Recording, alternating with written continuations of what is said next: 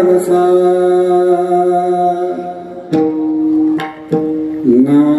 नामधारकांचा ठसा भुक्ती मुक्तीचे ते स्थळ भोळे भाविक निर्मळ तरबे तरती हा भरवसा नामधारकांचा ठसा गायिली पुराणे पुराणे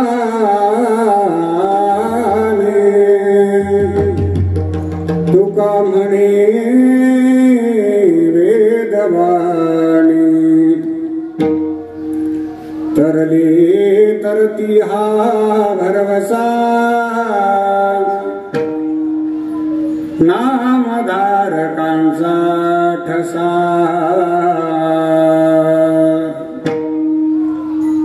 समचरण सरोजं सांद्रनीलाम्बुदाभं जगन्निहितपाणिं मण्डनं मण्डनानां तरुणतुलसीमाला गन्धरं कञ्जनेत्रं सदयधवलहासं विठ्ठलं चिन्तयामि कलावत्नजीवोद्धरारतावतारं कलङ्कं कबीजोदिकामोदिवक्त्रं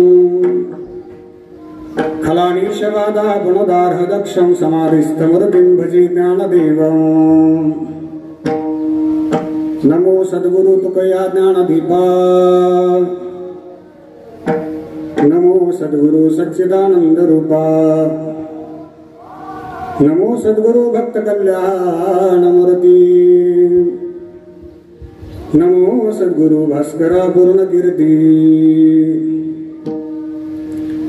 ज्ञानेशं ज्ञानमूर्तिं च साक्षात् प्रेमस्वरूपिणीं नामदेवं च दयामूर्तिं नाथं वन्दे पुनः पुनः वैराग्यस्य परामूर्तिं देहुक्षेत्र निवासिना तुकाराम महाराष्ट्र भक्तराज चतुष्टकम् तुकाराम महाराष्ट्र भक्तराज चतुष्टकम् नमो ज्ञानेश्वरा नमो ज्ञानेश्वरा नमो ज्ञानेश्वरा नमो ज्ञानेश्वरा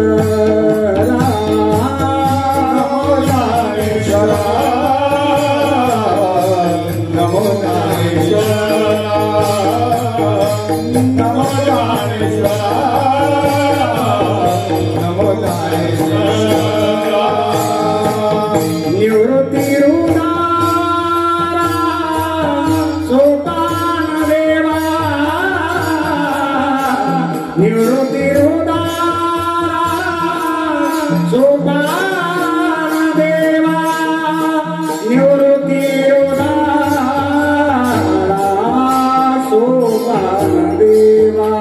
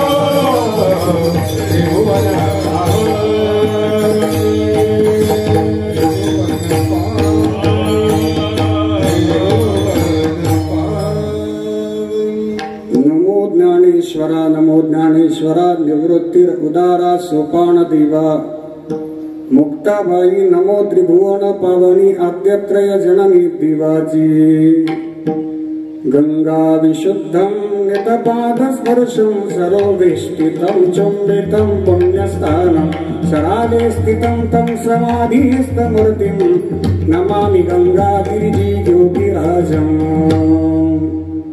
तपोज्ञान वैराग्य भक्ति स्वरूपम् सदालंकृतं साधु संन्यास योगम् मुखे अस्य वेदांत शास्त्रार्थमित्यम् नमो नारायण गिरिं ब्रह्मस्वरूपं विठला विठला विठला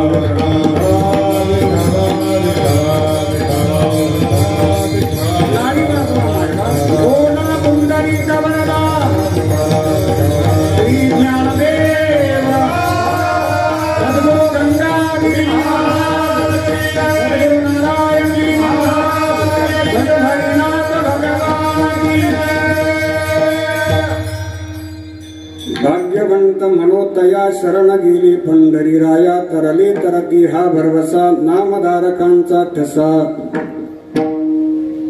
मुक्त कैवल्य तेजनिधी परब्रह्म स्वरूप योगीराज सद्गुरु गंगागिरीजी महाराज स्वानंद सुख निवासी नित्य स्मरणीय सद्गुरु श्री नारायणगिरीजी महाराज माऊली श्रीमंत श्री ज्ञानोपाराया जगद्गुरु श्रीमंत श्री तुकोपाराया अधिकरून वारकरी संप्रदायातील सकल संतांच्या स्मृतीला अभिवादन करतो। आजच्या चिंतन सेवेकरता उपस्थित भगवान स्वरूप सर्व श्रोतृवृंद, उपस्थित टाळकरी भजनी मंडळ, गुणीजन महाराज मंडळी, विद्यार्थी महाराज मंडळी सर्वांच्या चरणी अतिविनम्रतेने वंदन करून आजच्या सेवेला प्रारंभ करतो। विठ्ठला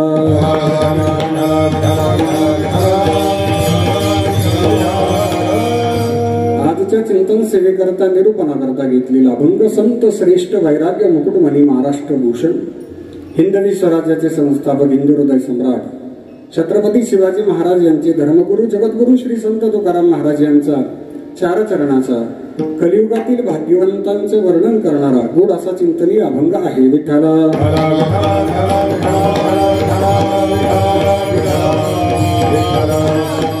अभंगाचा सरळ भावार्थ आपल्या समोर ठेवतो। जगद्गुरु श्री संत तुकाराम महाराजांच्या अभंगाद्वारा कलियुगातील भाग्यवंतांची व्याख्या प्रतिपादित करतात। प्रथम चरणामध्ये कलियुगातील भाग्यवंतांच्या जीवन कार्यामध्ये घडलेल्या क्रांतीचं वर्णन करतात। द्वितीय चरणामध्ये त्याच भाग्यवंतांच्या जीवनामध्ये मिळवलेल्या सामर्थ्याचं आणि स्वभावाचं वर्णन करतात। तृतीय चरणामध्ये आणि या भाग्यवंतांचं वर्णन कुणी केलंय याचा पुरावा देतात चतुर्थ चरणात। विठ्ठला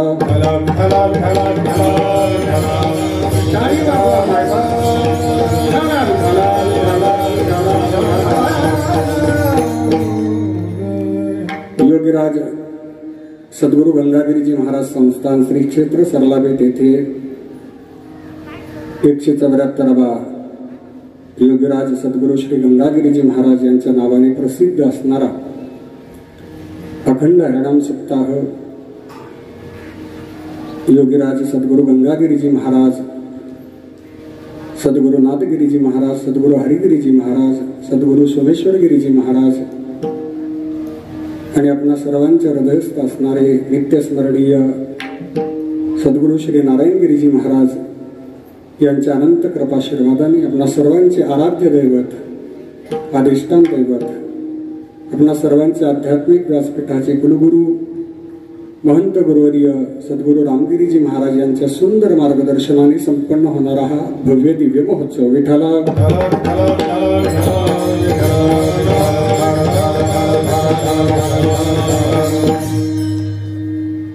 आज उत्सवाचा सप्ताहाचा तिसरा दिवस आहे।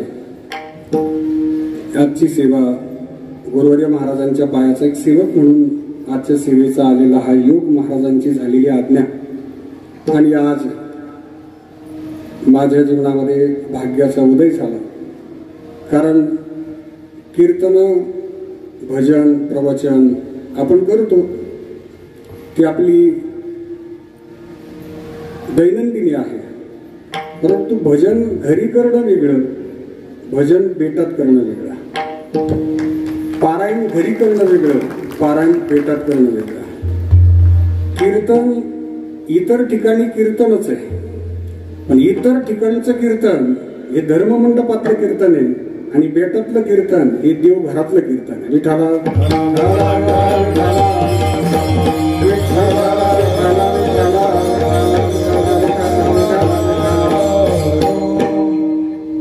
आपल्या सर्वांच्या आशीर्वादाने गुरुवर्य महाराजांची आज्ञा झाली. तुमच्या सर्वांच्या सेवेचा योग आला. सेवेकरता परंपरेतील बेटामध्ये नेहमी सेवा करणारे विद्यार्थी महाराज मंडळी, माझे ज्येष्ठ गुरुबंधू महाराज मंडळी, पिणेकरी महाराज, चोपदार, गायनाचार्य, मृदंगाला प्रारंभ करतो. मस्तक हे पाया घरी, मस्तक हे पाया घरी, मस्तक हे पाया घरी, या वारकरी संतांचा, वारकरी संतांचा,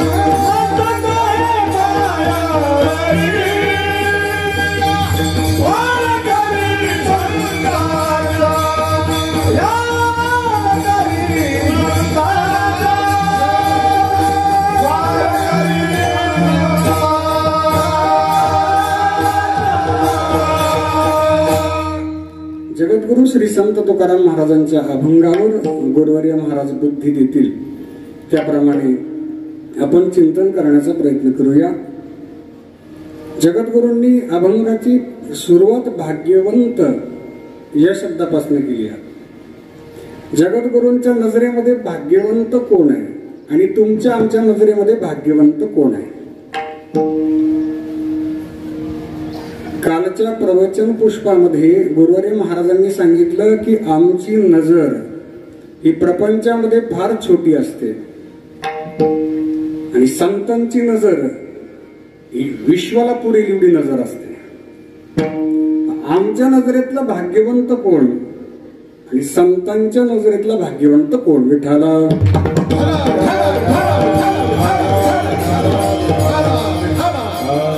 आपल्या आवडत्या क्षेत्रामध्ये परमोच्च शिखरावर पोहोचलेली व्यक्ती म्हणजे ती आम्हाला भाग्यवान वाटते.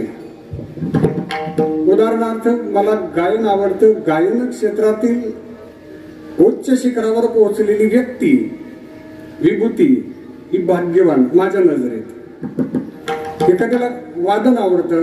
मृदंग क्षेत्रातील उच्च क्षेत्रामध्ये पोहोचलेली व्यक्ती ती भाग्यवंत. आता भाग्यवान आणि भाग्यवंत या दोन शब्दांमध्ये काय फरक असावा? भाग्यवान कोणाला म्हणायचं आणि भाग्यवंत कोणाला म्हणायचं? भाग्य शब्द सारखाच आहे, फक्त वान प्रत्यय लागतोय. भाग्यवान आणि भाग्यवंत. जिथं मर्यादा येतात तिथं वान हा प्रत्यय लागतो आणि जिथं मर्यादाच येत नाही तिथं वंत हा प्रत्यय लागतो. विठाला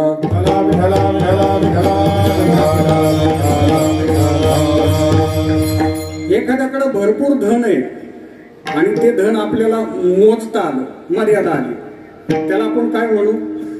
भाग्यवान. आणि एखाद्याकडे अमर्याद धन आहे, ते मोजताच आलं नाही, त्याला आपण काय म्हणू? भाग्यवंत. आता धनवान कोण झालेत या जगतामध्ये? एक उदाहरण आहे धनवानाच्या बाबतीमध्ये. गाथ्यामध्ये जगद्गुरूंनी कोणाच्याही धनाचा उल्लेख केला नाही, एकाच्या धनाचा मात्र उल्लेख केला. परमार्थ महाधन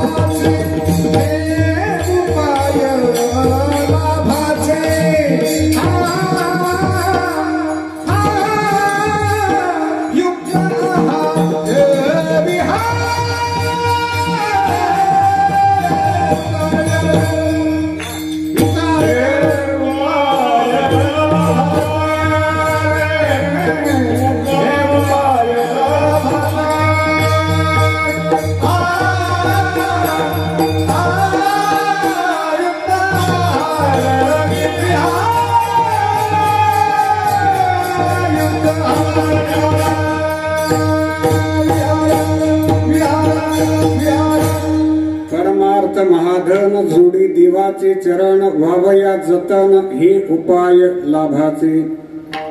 महाराज वर्णन करतात सगळ्यात मोठं धन जर कोणतं असेल तर परमार्थ महाधन जोडी देवाचे चरण व्हावया जतन. जतन म्हणजे जपून ठेवा, हे धन जपून ठेवा. व्हावया जतन हे उपाय लाभाचे. लाभाचे उपाय हे जतन व्हावया महाधन परमार्थ कराया जतन हे जपून ठेवा. सगळ्यात मोठं धन कोणतं असेल परमार्थ रूपी धन की जे मोजता येत नाही. परमार्थ रूपी धन मोजता येत नाही. जगद्गुरूंनी धन मोजलं गाथ्यामध्ये कोटी घरे जेथे काशी आणि तांब्याची शुद्ध कांचनाची सप्तकोटी. हे धन कोणाचं नाव नाही सांगितलं महाराजांनी, तो अंदाज आपण लावायचे. धन कोणाचं असेल रावणाचं धन. आपण आता ऐका रावणाकडे एवढं धन होतं ठाकूरजी की ते धन मोजता आलं नाही तुम्हाला आम्हाला, पण जगद्गुरूंनी मोजलं असं म्हटल्यानंतर रावण धनवान का धनवंत? मोजलं म्हटल्यानंतर तो धनवान आहे. आणि धनाच्या बाबतीमध्ये ज्याचं धन मोजता झालं नाही अशी एक विभूती या जगामध्ये होऊन गेली, त्याचं धन मोजता आलं नाही. अखिलकोट ब्रह्मांड नायक भगवान श्रीकृष्ण परमात्मा यांची पूर्ण द्वारका सोन्याची होती. आपल्याला सोन्याची हौस आहे, त्यांचं हौस सोन्याचं होतं. विठ्ठला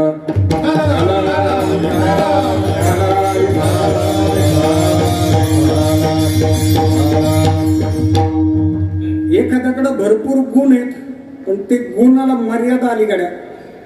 मर्यादा नाही, गुण आहेत माणसाकडे गुण आहेत पण मर्यादा आली की त्याला आपण काय म्हणू, गुणवान का गुणवंत? गुणवान. गुणवान कसा ठरतो? गुण भरपूर आहे पण माणूस मग 100 नंबरी सोन आहे हो, पण जीवनात सगळं यावं आपण नाही आला पाहिजे. रावणाला का धनवान म्हटले? रावण फार बुद्धिमानही होता. रावण बुद्धिमान होता, धनवान होता, पण रावणाला अहंकार होता. आपण ज्याच्याकडे अमर्याद गुण आहे तो गुणवंत आहे, ज्याच्याकडे अमर्याद धन आहे तो धनवंत आहे, ज्याच्याकडे भाग्य आहे पण थोडे त्याला आपण काय म्हणू? थोडे मोजलं ते भाग्य, काय म्हणू त्याला? भाग्यवान. आणि ज्याच्याकडे अमर्याद भाग्याचा साथ आहे त्यांना म्हणू भाग्यवंत. विठाला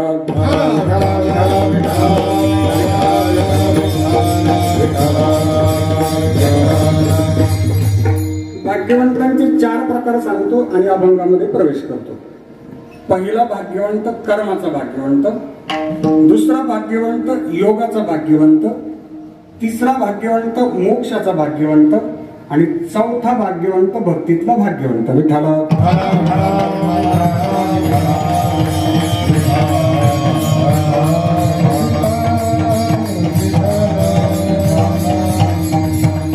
पहिला प्रकार कर्माचा भाग्यवंत.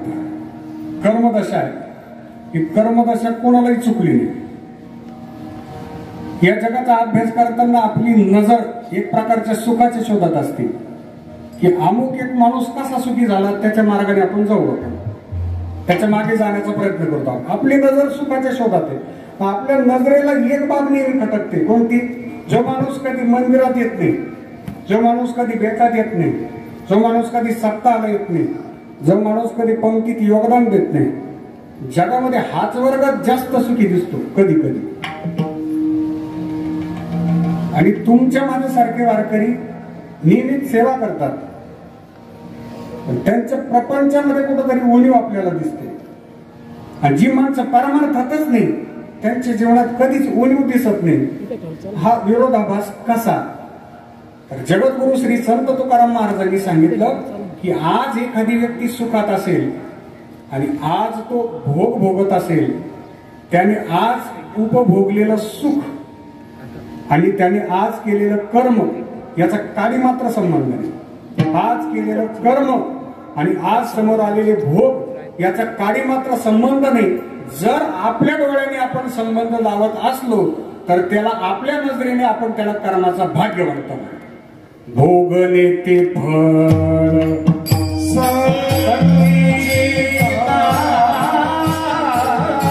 भोगले ते फळ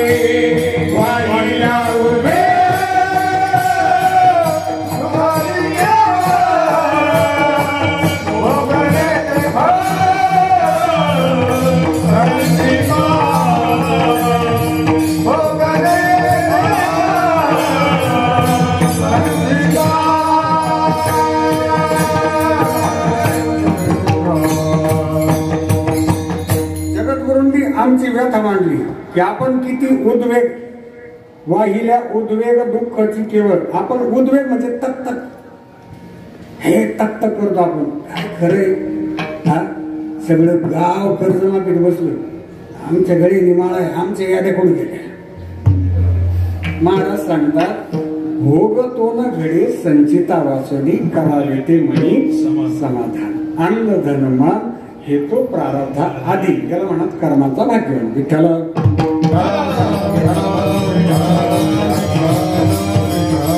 प्रकारे योगाचा भाग्यवान ज्या विभूतींना योग अवगत झाला. आता योग कशाला म्हणतात आपण फक्त योगाच्या गप्पा मारू शकतो आपल्याकडनं योग सहजासहजी शक्य होत नाही. योग कशाला म्हणतात योग आमचा आपल्या जीवनात योग नाही निव्वळ योगायोगी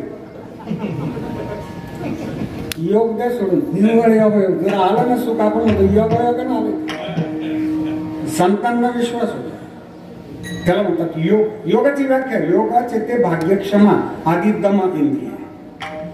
कालच्या प्रवचनात गुरुवर्य महाराजांनी सांगितलं योग हा इंद्रिय दमन करून येतो. शम आणि दम याची व्याख्या काल प्रवचनात सांगितली महाराजांनी. इंद्रिय दमन इंद्रियावर विजय मिळवता आला पाहिजे. आपल्याला पटकन राग येतो बॅलन्स जातो इंद्रिय दमन नाही.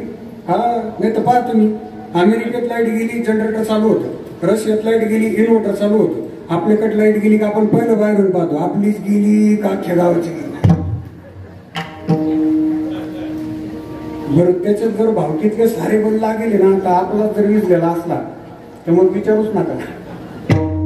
इंद्रिय दमन इंद्रिय जिंकले त्यांना योगी म्हणतात. आपण ज्यांच्या दरबारात सेवा करतो ते योगीराज सद्गुरु श्री गंगागिरीजी महाराज योगी आहे. या सगळ्यांचे हेड ऑफिस कुठे आहे हे सगळे योगी आहेत. यांचे हेड ऑफिस कुठे आहे माहिती आहे तुम्हाला ज्ञानराज माझी योगांची माऊली ज्ञानराज माझी योगांची माऊली ज्ञानराज माझी योगांची माऊली ज्ञानराज माझी योगांची माऊली निगमवली प्रकट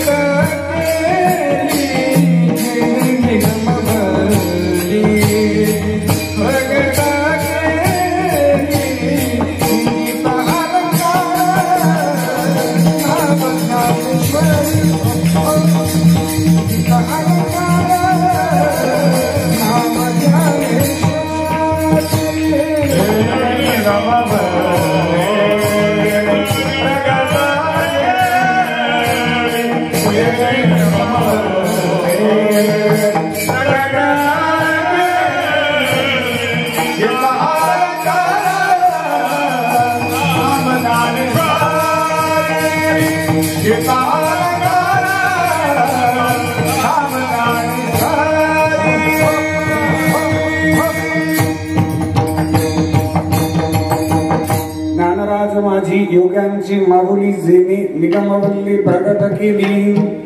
योगाचे भाग्यवान दोन प्रकार पाहिलेत आपण. पहिला कर्माचा दुसरा योगाचा तिसरा मोक्षाचा भाग्यवान. ऐका आता प्रत्येक जीव जन्माला येताना त्याच्या संचितामध्ये बॅलन्स घेऊन येतो. त्याची कर्मरेखा त्याच्या बरोबर असते. लल्लाटी जे लिहिले तेलमुळे काही केले, जे लिहून आलंय त्याच्यात बदल होत नाही. मग आपण येतानाच एखादी विभूती येतानाच मोक्ष घेऊन येते. वाल्मिकीजींच्या जीवनामध्ये भाग्याचा उदय झाला. पूर्वाश्रमीचे रत्नाकर जे पापी होते, कालच्या कीर्तन सेवेत आपण ऐकलं, एवढे पापी होते पण भाग्याचा उदय झाला, कारण मोक्ष रेखा.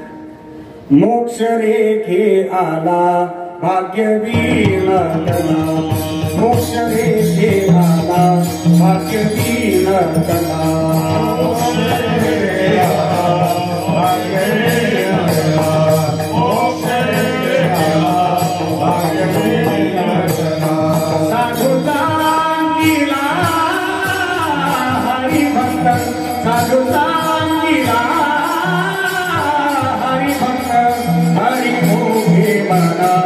हरि मोहे मना, हरि मोहे मना, हरि मोहे मना.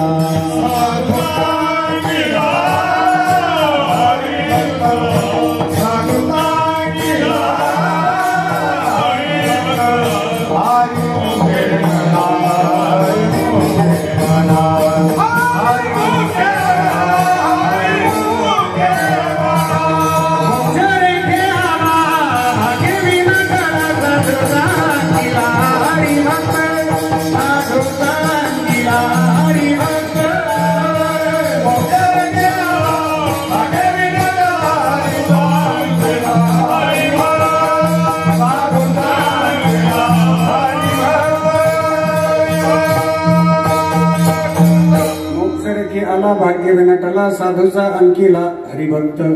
हे झाले 3 प्रकार. चौथा भक्तीतला भाग्यवंत.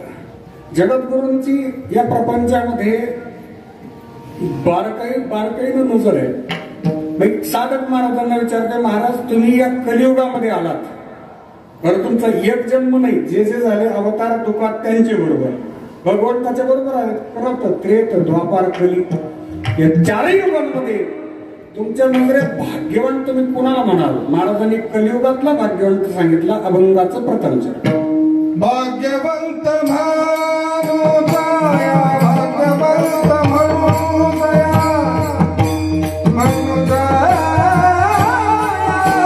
भाग्यवंत म्हणू, भाग्यवंत, भाग्यवंत म्हणू दया.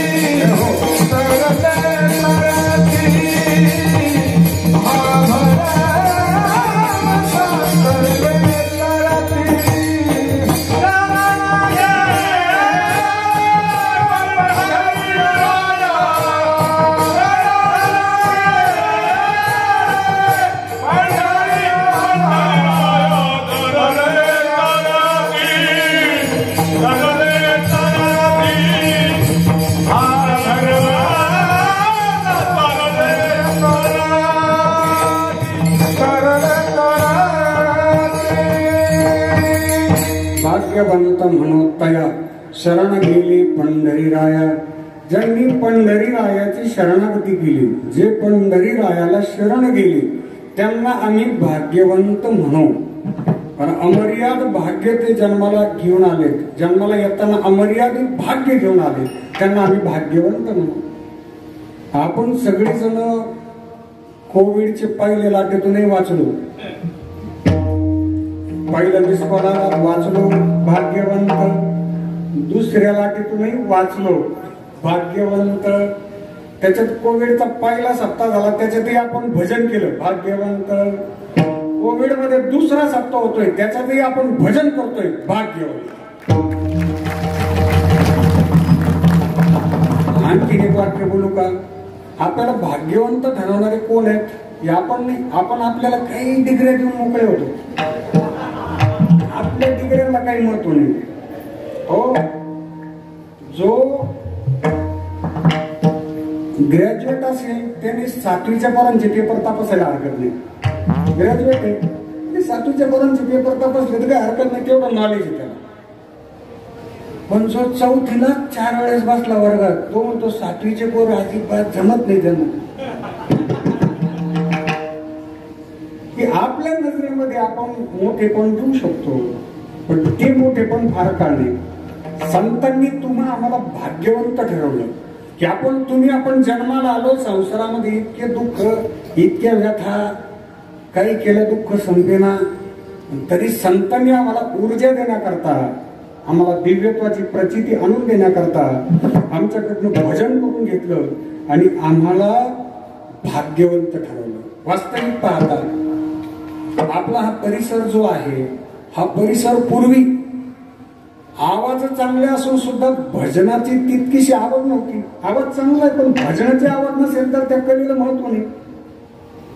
आवाज गोड असो अथवा नसो, या विभूती गुरुवर्य नारायणगिरीजी महाराज आपल्या गावात आले आणि त्यांनी आपल्यातला गुण ओळखला की सेवाभाव वृत्ती करणारा, सेवाभावानं सेवा करणारा हा जो वर्ग आहे, नम्रतेनं श्रद्धेनं संतांपर्यंत येणारा जो वर्ग आहे, त्या वर्गाला महाराजांनी एकत्र केलं आणि योगीराज सद्गुरू गंगागिरीजी महाराजांच्या सप्ताहामध्ये तुम्हाला, मला, आपल्याला सगळ्यांना भजन करण्याकरता 7 दिवस थांबण्याची सक्ती केली. म्हणून आपण भाग्यवंत.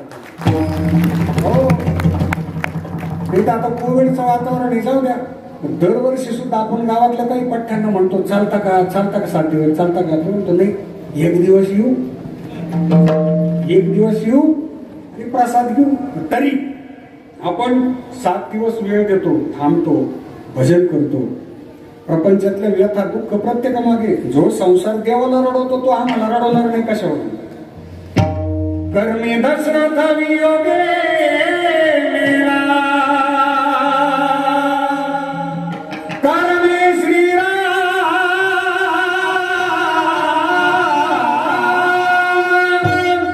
वनवासा गेला, कर्मे रावण क्षयो पावला, वियोग घडला सीतादेवी. कर्माचे फळ प्रत्येकाला भोगायचे, दुःख आहे, पण तरी त्या दुःखावर विजय मिळवण्याकरता आपण इथपर्यंत आलो, भजन केलं आणि भाग्यवंत ठरलो. विठाला शरण गेले पण घरी राहा. शरणागतीचे 2 प्रकार आहेत. शरण कसं जावं? पहिली शरणागती कृतीची शरणागती आणि दुसरी शरणागती वृत्तीची शरणागती. कृतीची शरणागती हात जोडणं, कृती, डोकं टेकवणं, कृती, बोलणं, कृती. भगवान परमात्म्याची अपेक्षा आहे कृती एक वेळ नसली तरी चालेल, पण वृत्ती मात्र नक्की पाहिजे. वृत्ती कोणती आणि कृती कोणती? इंद्रियाद्वारे आम्ही जे नमन करतो त्याला म्हणतात कृतीची शरणागती, आणि मन बुद्धीद्वारे भगवंताचं नमन करतो त्याला म्हणा वृत्तीची शरणागती. विठाला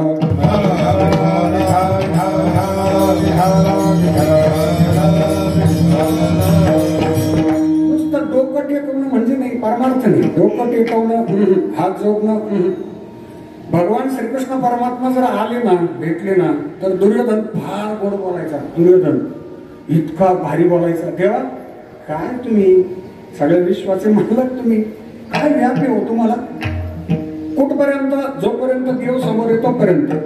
देवाचा रथ पुढे गेला तर मागे लगेच काय खरंय चोऱ्या. पण मला सांगा, जो समोर बोलला तो देवाला कळलं आणि जो मागे बोलला ते देवाला कळलं नसेल का? सर झुकाने से नमन आधा नहीं होता पगले, सर झुकाने से नमन आधा नहीं होता पगले. दिल भी झुकाना पड़ता है, सारी इबादत को पाने की. देवाला अंतःकरणाची अपेक्षा आहे. थोर प्रेमाचा भुकेला, थोर प्रेमाचा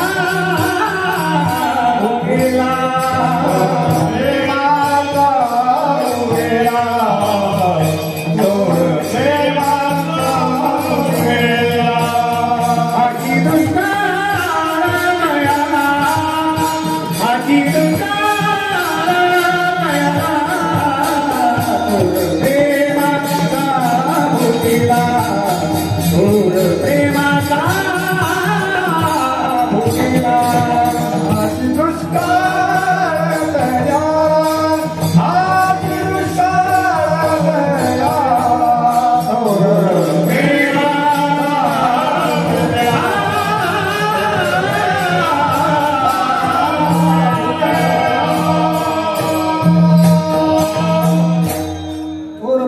भुकेला, हाची दुष्काळ तयार. देवाला अंतःकरण द्या. एक वेळ कृती चुकली तरी चालेल. जनाबाईची कृती शिव्या देण्याची होती, पण वृत्ती भगवंताशी एकरूप होती. शरण गेले पंढरीराया. भगवंताची अपेक्षा एवढी आहे. अनन्या चिंतयं तो मां ये जना परि उपासते तेषां नित्याभियुक्तानां योगक्षेमं वहाम्यहम्. भगवंत अर्जुनाकडे गुरुदक्षिणा मागतात. अर्जुना, मला गुरुदक्षिणा एकच दे. काय? मय्येव मन आदत्स्व मयि बुद्धी निवेशय निवसिष्यसि मय्येव आता ऊर्ध्वन्न संशयः. अर्जुना, तुला ऊर्ध्वगती निसंशयरित्या मिळेल, पण एक कर. काय? तू मन हे मीची करी माझी ये भजनी प्रेम धरी सर्वत्र नमस्कारी मजे काके मजे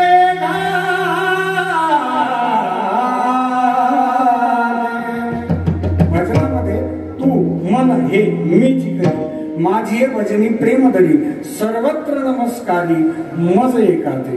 भगवंताला फक्त मन आणि बुद्धी समर्पित करा. मन हा भोगरा हर कोणी ईश्वरा. मन हा भोगरा भोगरा हर कोणी ईश्वरा. मन हा भोगरा हर कोणी ईश्वरा. मन हा भोगरा हर कोणी ईश्वरा. मन हा भोगरा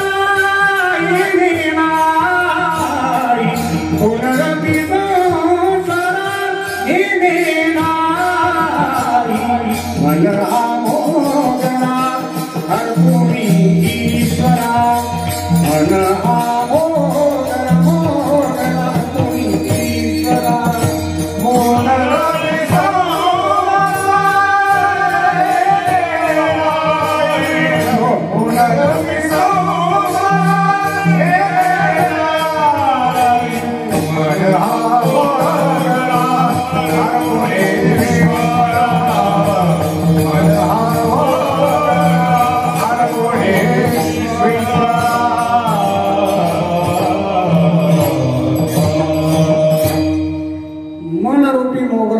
भगवंताला अर्पण करा. भगवंताला अपेक्षा तेवढीच आहे की प्रसन्नतेनं आम्ही भजन करावं. मन करा रे प्रसन्न सर्व सिद्धीचे कारण मोक्ष अथवा बंधन सुख समाधान इच्छाती. शरण गेले ही शरणागती आहे. देवाला सर्वस्व समर्पित करा ही शरणागती आहे. मी क्षमा मागतो आपली. आपण शरणागती करताना खऱ्या अर्थानं देवाचा विचार करतो का आपला विचार करतो? उदाहरणार्थ सत्यनारायणाची पूजा यादी आली. सत्यनारायणाची एवढी यादी. यादीमध्ये सुपाऱ्या असतात. सुपाऱ्या दुकानदाराकडे जातो आपण. सुपाऱ्या सत्यनारायणाची पूजा भगवंताची पूजा आहे. त्यात सुपाऱ्या आणायच्या चांगल्या आणायच्या. नाना भाऊ का देवाच्या आणायच्या. देवाचा स्पेशल ब्रँड केलाय आम्ही. चांगल्या जर दिल्या तर भाऊ आपण दुकानदार होतो ह्याने हे चांगलं आहे ना. तो म्हणतो मग कोणत्या पाहिजे? देवाच्या. हो गुरुवर्य महाराज सांगायचे ना सर्वांचे श्रद्धास्थान नित्यस्मरणीय सद्गुरू श्री नारायणगिरीजी महाराज. बेटाला कांदी द्यायची म्हटलं, कोणची कांदी द्यायची? हा, पाहुणे म्हटले का चाळ तपासून पा, मग कांदे काढायचे. बेटात जाऊ द्या, बेटात जाऊ द्या. किडक्या सुपाऱ्या भटाला आणि सडके कांदे बेटाला. विठाला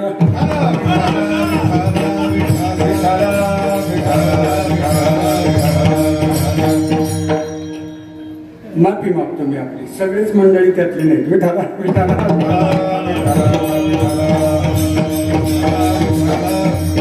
देवाचं स्पेशल ब्रँड आहे. आषाढ महिन्यामध्ये नैवेद्य असतात. गुरुजी सांगतात, ठाकूरजी सांगतात, आषाढ महिन्यात नैवेद्य असतात का? ग्रामदैवत असतात ना, त्यांना नैवेद्य द्यायचे. अन्न नैवेद्य द्यायचे 2 वार आहेत ग्रामदैवतांना. म्हसोबा, मावळया, वडजी, वाघई, लक्ष्मी, येडोई या साऱ्याला नैवेद्य कोणत्या वारी द्यायचे? आषाढ. हा,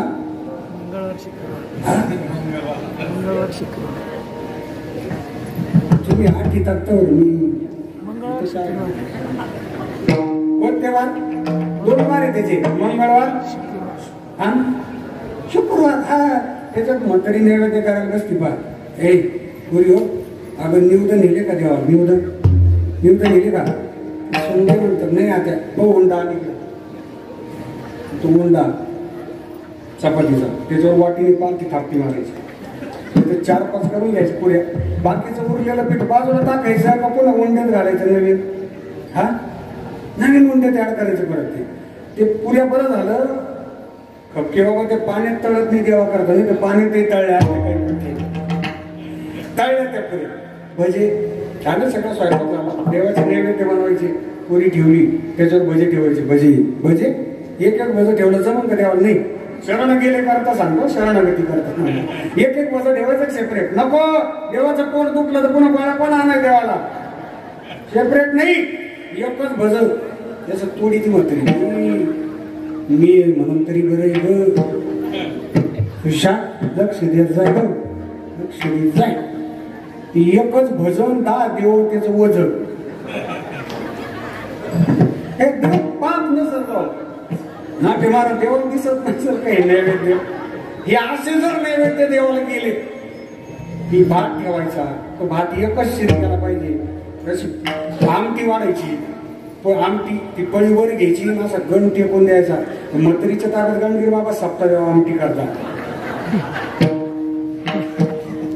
असं नैवेद्य देवाने पाहिला तर भगवान परमात्मा या नैवेद्याचा स्वीकार करतील का? देवाला सर्वस्व समर्पण असावं. देवा कारणे भावत स्मार्त, हा देवा कारणे भावत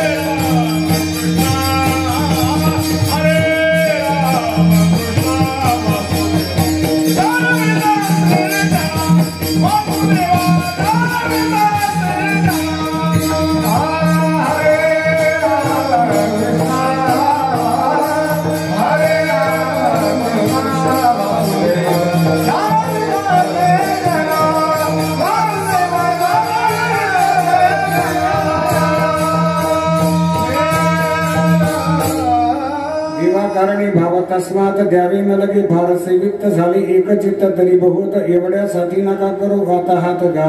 भाव गरजेचा आहे, प्रेम गरजेची आहे, ही शरणागती आहे. सर्वस्व देवाला समर्पित करा.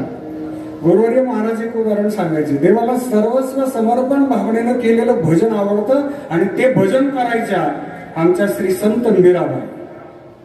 गोड भजन असत. महाराज त्या मीराबाईंसारखं भजन स्वतः व्यासपीठावर करायचे आपण पाहिले. व्यासपीठावर येण्याची क्षमता नसताना, शारीरिक क्षमता नाहीये, तरी पण मीराबाईंसारखं महाराजांनी व्यासपीठावर भजन केलं. आपण भाग्यवान. हे भजन आपण डोळ्याने पाहिलं. है आखवो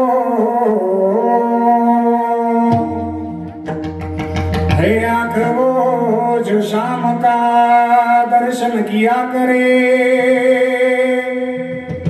है शीश जो प्रभु चरण में वंदन किया करे. बेकार मुख है, बेकार मुख है जो रहे व्यर्थ बातों में. मुख वो है जो हरि नाम का सुमिरन किया करे. हीरे मोती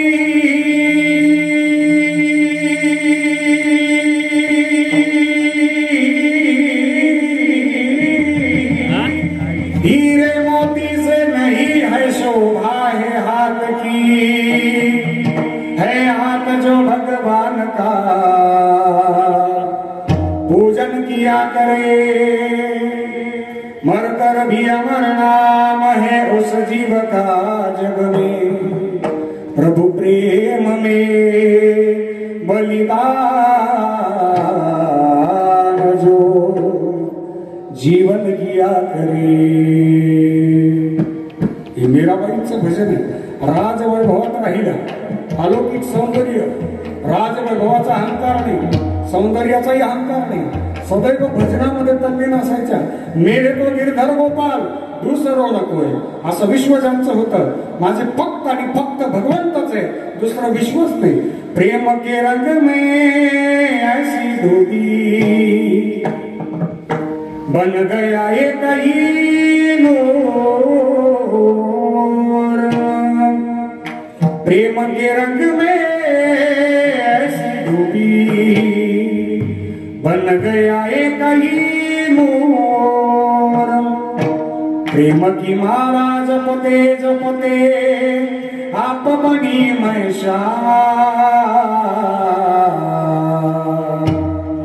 सासों की माला पे सिमरू मैं ठिकाना.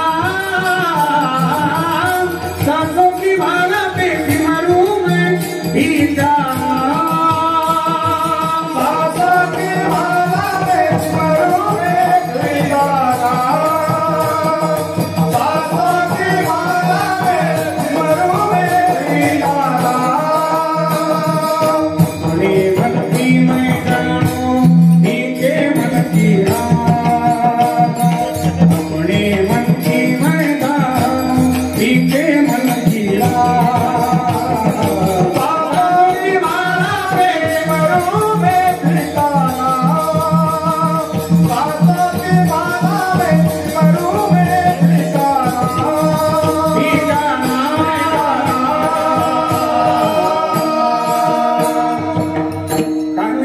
भजन आहे.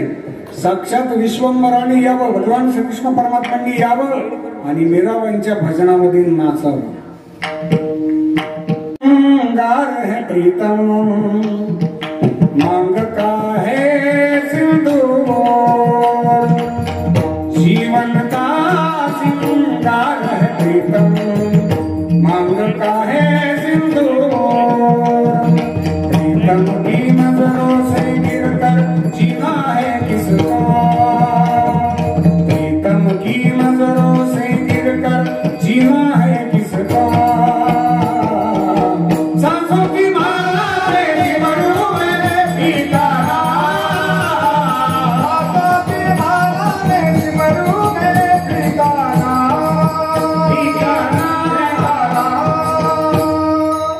मीराबाई भजन करत होत्या आणि भजन करताना एक साफसफाई करणारा मुलगा त्यांना पाहतो. दृष्टांत बारकाई नाही का. त्या मुलाच्या मनामध्ये ते सौंदर्य त्याने पहिल्यांदा पाहिलं, ते सौंदर्य त्याच्या मनामध्ये बसलं. त्याच्या मनात वाईट विचार आले. तो मुलगा म्हणे, अरे काय सुंदर मुलगी आहे ही, काय तेजस्वी मुलगी आहे ही, एवढं सौंदर्य. मुलगा घरी गेला, आईला म्हणू लागला, आई ते राजवाड्यातली ती मुलगी कोण आहे. आई म्हणे, कोण मुलगी. पायामध्ये चाळ मांडते, गळ्यामध्ये विणा असतो आणि भजन करत होती. कोण मुलगी ती? आई म्हणे त्या राजाची कन्या आहेत त्या मीराबाई. काय झालं? मुलगा म्हणे आई मला त्या मुलीबरोबर लग्न करायचं. लग्न? आई म्हणे ती राजाची कन्या त्या आणि आपण साफसफाई करणारे आहोत. राजाला जर कळालं तर आपला रिपोर्ट निगेटिव्ह असताना सुद्धा पॉझिटिव्ह येईल. हो, स्कोर 25 पर्यंत जाईल. हे शब्द कानावर आले का माणसं भेदून उठाते. Score, immunity power, oxygen level.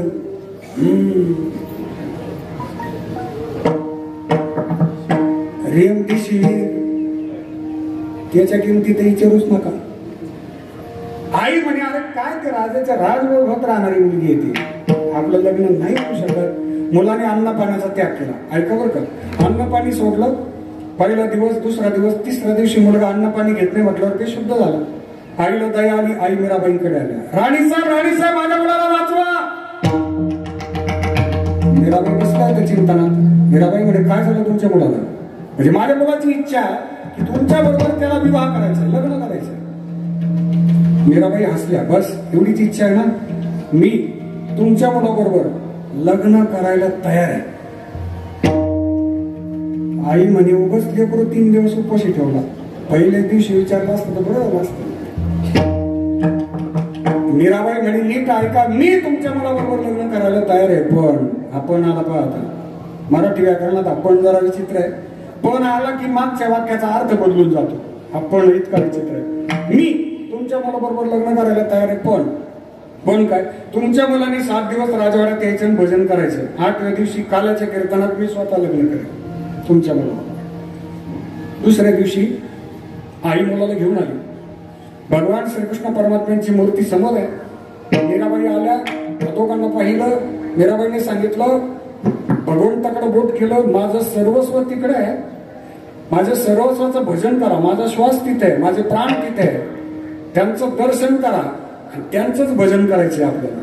मीराबाईंनी त्या मुलाला सांगितलं 7 दिवस तुम्ही इथं भजन करायचं. स्वतः विना दिला, विना घ्या, भजन करा. त्या मुलाने मूर्ती पाहिली. भगवान श्रीकृष्ण परमात्मा सच्चिदानंद रूपाय विश्वोत्पत्त्यादिहेतवे तापत्रय विनाशाय श्रीकृष्णाय वयं नमः. काय सुंदर मूर्ती आहे. जणू काय भगवंत आता आपल्याशी येऊन बोलतील एवढी कोण मूर्ती होती ती. राजसा सुकुमार मदनाचा पुतळा रवी शशका लोपलिया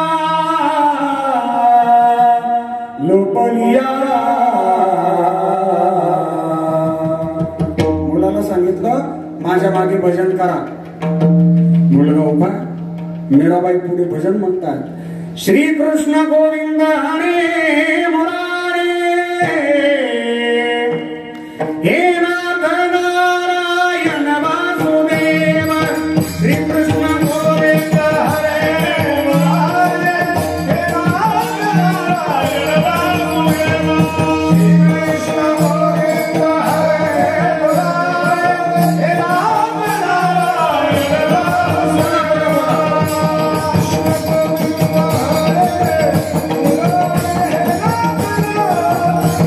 नारायण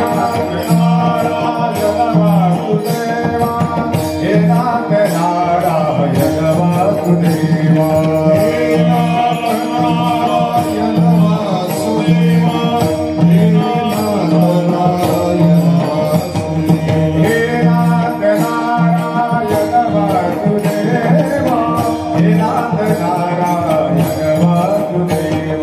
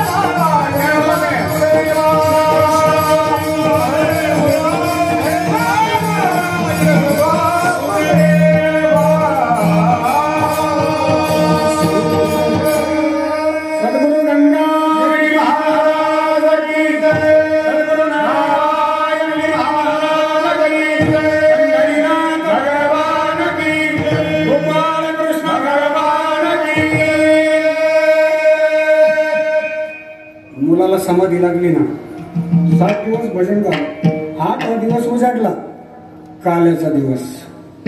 मीराबाई आल्या, त्या मुलाला समाधीस्थ पाहिलं, त्याला उठवलं, जाग केलं. आता ऐका, अगोदर जो मुलगा विकाराच्या नजरेनं पाहत होता, आता तो मुलगा डोळे उघडल्याबरोबर श्रद्धेच्या नजरेनं पाहू लागला. अगोदर विकाराची नजर होती, त्याला सौंदर्य दिसलं, आता श्रद्धेची नजर आहे. अंतःकरणातले विकार नाहीसे झाले. काम क्रोध लोभ निमाले ठाईची, अवघी आनंदाची किंवा सर्व आनंदाची श्रुती झाली. अंतःकरणामध्ये भगवंत साठवले, काम क्रोध केले, घर रीते निघून गेले. आता मुलगा रडू लागला. मीराबाई म्हणे, काय झालं रडायला? आपल्या लग्नाचा दिवस आजचा, लग्न आनंदाचा दिवस, काय झालं रडायला? ऐका का, नामधारकांचा ठसा करता सांगतो. मुलगा उत्तर देतोय, आई साहेब, पहिल्या दिवशी मी तुम्हाला पाहिलं त्यावेळी माझ्या मनात विकार होते, पण मी लग्न करणार म्हटल्यानंतर तुम्ही मला फासावरच द्यायला पाहिजे होतं, कारण राजवैभवात का तुम्ही राजवैभवात असून सुद्धा तुम्ही लेकरासारखं मला स्वीकारलं, जवळ घेतलं, माझ्याकडनं भजन करून घेतलं, आणि त्या भजनामुळे माझ्या अंतःकरणातले विकार नाहीसे झाले. पहिल्या दिवशी ज्या मीराबाई मला दिसल्या, आता त्या मीराबाई दिसत नाही. मला साक्षात भगवान श्रीकृष्ण परमात्म्यांचं दर्शन झालं. तुमचं दर्शन मी घेतो, तुम्ही माझे गुरु आहात, माझं गुरुपद तुम्ही भूषवा. मीराबाईंनी त्या मुलाचं गुरुपद भूषवलं, कारण त्यांनी केलेलं नामस्मरण तो भाग्यवंत आहे. त्यांनी शरणागती केली आणि नामस्मरणामुळे त्याच्या जीवनात जो विश्वास निर्माण झाला, जी क्रांती घडली, त्याचं वर्णन महाराज करतायत अभंगाचं दुसरंच.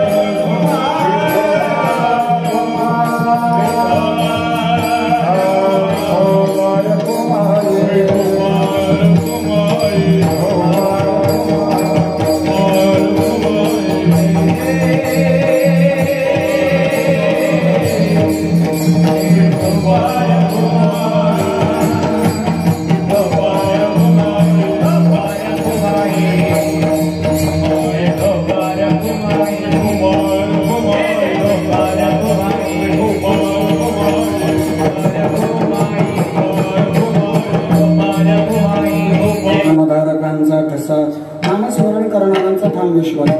मग आता भाग्यवंतांच्या जीवनामध्ये एक सामर्थ्य असं असतं पहा. आपल्याकडे सामान्य जीवाकडे एखादं सामर्थ्य आलं, एखादी कला आली, एखादा गुण अवगत झाला, तर त्याच्याबरोबर न कळत किंचितचा अहंकार येत असतं. पण संतांकडे तो अहंकार नाही. भुक्ती मुक्ती चेते स्थळ. भुक्ती म्हणजे भोग, मुक्ती म्हणजे मोक्ष. भुक्ती आणि मुक्ती असताना सुद्धा त्यांचा स्वभाव कसा आहे? भोळे असतात, भाविक असतात आणि अंतःकरणाने निर्मळ असतात. भोळा कोणाला म्हणतात? भोळा भोळा प्रपंचात कुणीही भोळ नाही.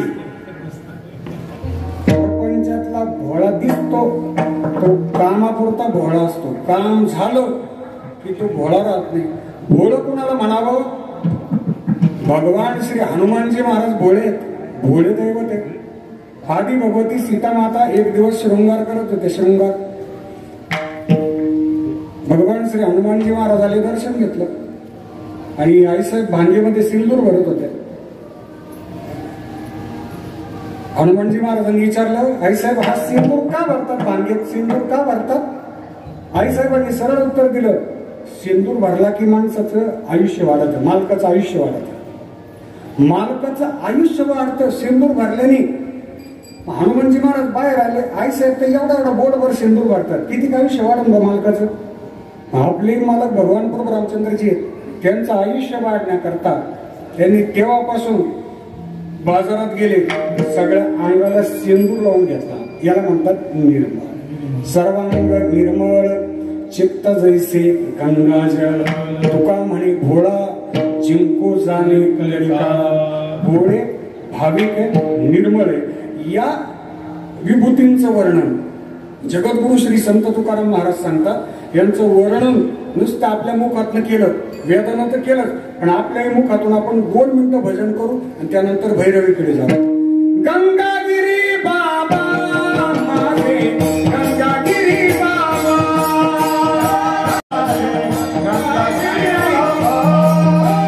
गंगागिरी बाबा माझे, गंगागिरी बाबा,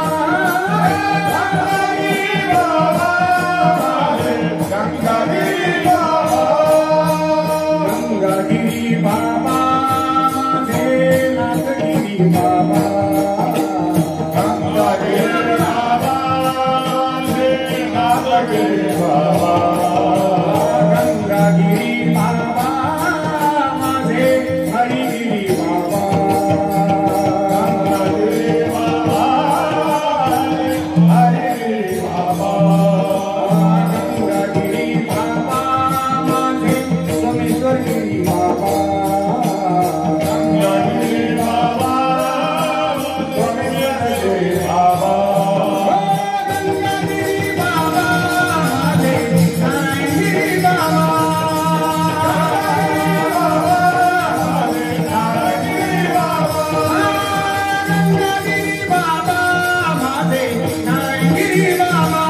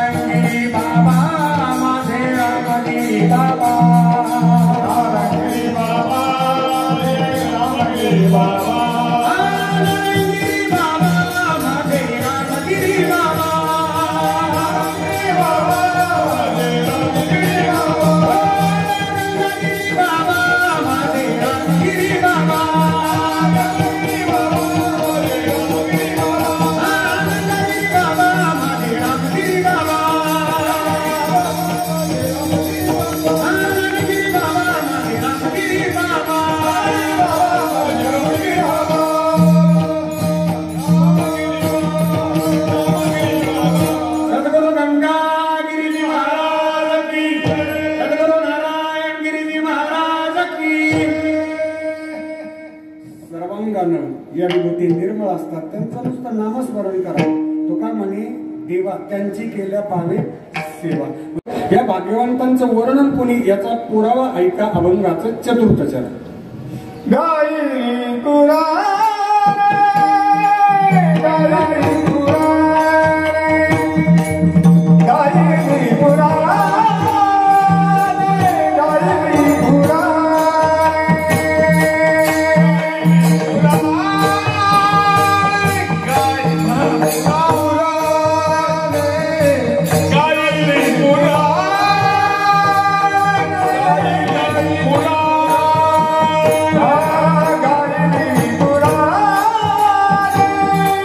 Go!